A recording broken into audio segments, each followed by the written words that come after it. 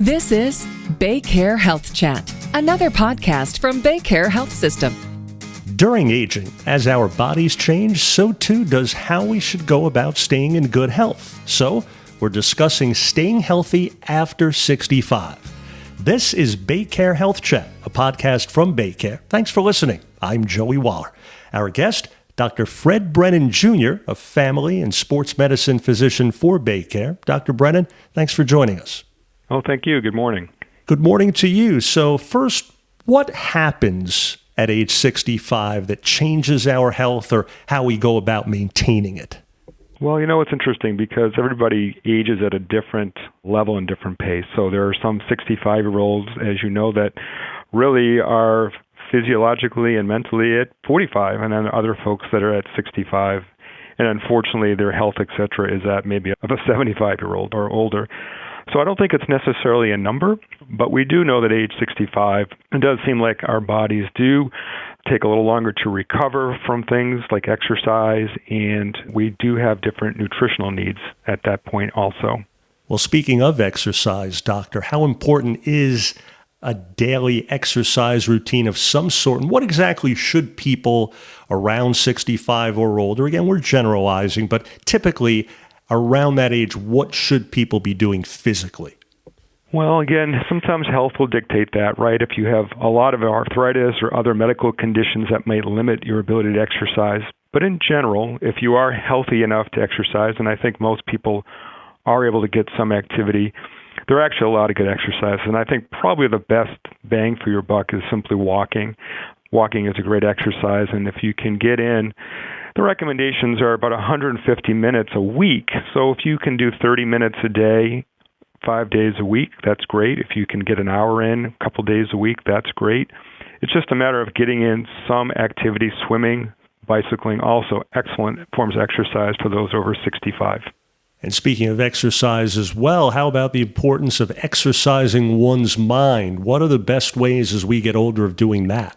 Yes, that's also really important. I think part of that is avoiding, I call the I's, isolation and inactivity. And so, in other words, isolating yourself from people or isolating yourself or being inactive both mentally and physically is really something you need to avoid at 65. And so things like reading. I think reading is an excellent form of keeping your mind sharp. Certainly finding the things that you like to read and not something that other people want you to read. You would want definitely to pick up something you like to read and enjoy. That's really important. People like to do crossword puzzles and other things as well, and there's a lot of online things that people can do to try to keep your mind sharp. But it's very important to exercise your mind in some capacity, not just watch television when you get to be over 65 and let your mind sort of wander. It's very, very important to do that, exercise your mind with reading and other things. Gotcha. Now, regarding diet, what are some things as we get older that we should eat more of or less of? Well, I think, unfortunately, as our metabolism slows down, especially really over 40, but certainly by 65, our metabolism is slowing down. And I think not only portion control, but what we eat is very important, and also the timing. And I think what we need to be really processing as far as eating is less carbohydrates and more protein. And we definitely know from studies that folks over 65, unfortunately, are not getting enough protein. A lot of them are not getting enough protein in their diet every day, so they become protein malnourished, if you will. So less carbohydrates, more protein, more water. Most of the folks over 65, unfortunately, really don't drink enough water on average. That's not true for everyone. And I think, again, the timing is great. It's not time to pick up a burger or an unhealthy meal after 7, 8 o'clock at night where your body is just not going to be able to process that well as you get older. Well, you mentioned drinking. I want to ask you about that because two things often overlooked as being important as we age, drinking enough water and getting enough sleep. So what's the right amount of each at an older age? I think that's individualized. So we can make some general statements, and I think depending on if you're outside and active, of course, and you are losing more water because you're sweating, then of course your water intake is going to go up. And in general, if you are out exercising, for example, 12, 16 to 20 ounces of water an hour if you are sweating a lot. In general, 4, 5, 6 glasses of 8 to 10 ounce glasses of water for most folks will be good if they're not doing a lot of exercise. And I think that's very important. And they really need to watch their urine, their color, for example, if it's dark yellow, for example, as opposed to pale, then they're probably not getting enough water, that they're getting a little on the dehydrated side and need to increase their water intake. And finally, as far as sleep, it needs to be quality sleep, not just hours. They need to feel rested when they wake up. And usually 6 hours or more for folks over 65 is adequate. So I'd recommend at least 6 hours of good quality sleep a night for those folks over 65. Now, getting older also means it's important to be more diligent about taking medication. So what does that involve? Yes, unfortunately, my parents, and I don't know if yours, but others, we find that sometimes that folks will tend to either forget to take their medications or their timing of their medications is off. Also, the problem that we do this sometimes is we self-adjust. Our blood pressure is a little high today. Let me take an extra blood pressure medication, an extra pill today. Or, my blood pressure looks pretty good today. I don't really need to take that medication. And I think we find a lot, especially folks over 65, that usually take more than one medication is they're self-adjusting or they're skipping doses. And I really tell folks, please don't do that. Really talk to your healthcare provider about what medications you're on. Make sure that they know what you're taking, your provider, as well as any kind of supplements. Very important because sometimes they can interact with your medications.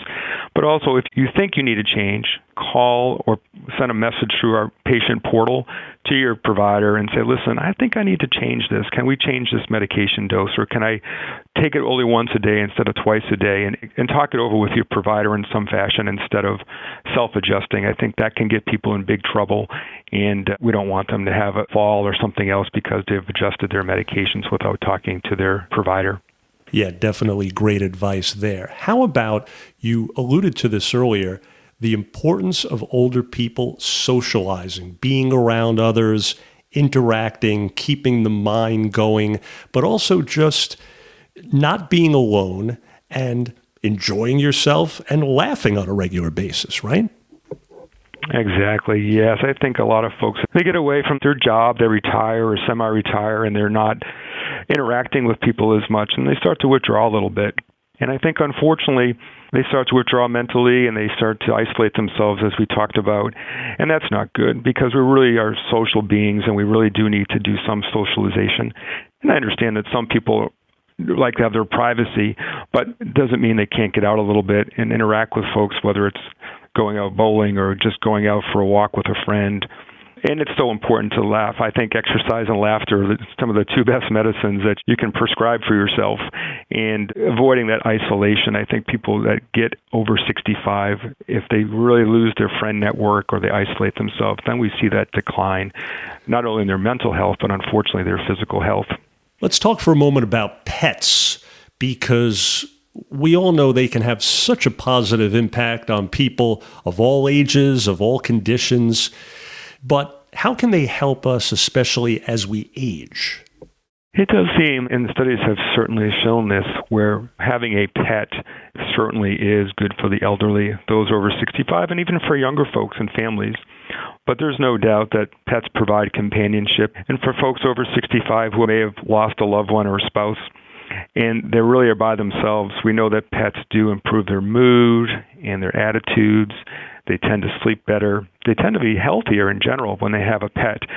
So it is, especially for those who are alone and elderly over 65, having a pet that they can walk, that they can talk to, absolutely has been found to be helpful for the elderly folks over 65 and others too. Pets are great, and I understand that not everybody loves pets, and sometimes their environment where they live doesn't allow pets, but it is definitely a positive thing for us to have a pet if we can. And then finally, I want to ask you this, Doc. I know from personal experience with certain family members, often as people get older, especially into their 70s, 80s, never mind 60s, they start to poo-poo possible health issues, don't they? Sometimes even people that were so diligent about staying on top of their health, going to the doctor regularly, etc., when they were younger, as they get older, they'll often say, let it go. It's nothing. I don't want to go to the doctor. I don't feel like it. What's your message for people as they get older about not doing that? Well, you bring up a good point because, yes, as we get older, our priorities sometimes will shift, and sometimes people will put their own health needs on the back burner, sometimes to take care of others that are elderly or not doing well. Sometimes they'll just say, listen, I can't take care of myself right now. I got to take care of my family member, and I understand. But prevention is really important.